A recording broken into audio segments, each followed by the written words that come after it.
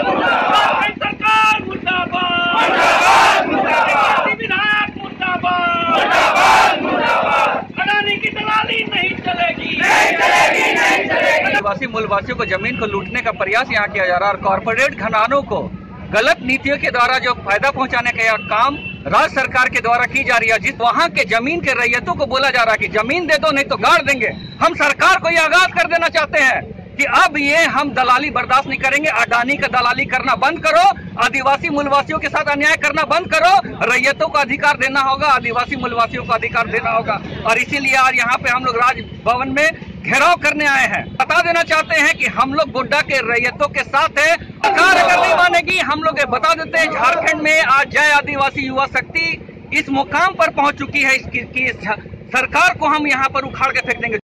जैसे कि शुरू से विरोध कर रहे हैं, जब से अडानी वहाँ पे आए हैं तब से हम लोग विरोध कर रहे हैं। और अडानी का जितना भी दलाल है शुरू से बोल रहे हैं कि आप लोग का जमाबंदी जमीन को हम लोग नहीं लेंगे, और ना मुआवजा लिया है ना कुछ लिया, और कुछ भी हम लोग को नहीं चाहिए। हम लोग को जमीन मात्र इतना सा ही है, 16 बीघा 16 कट्ठा 7 दूर।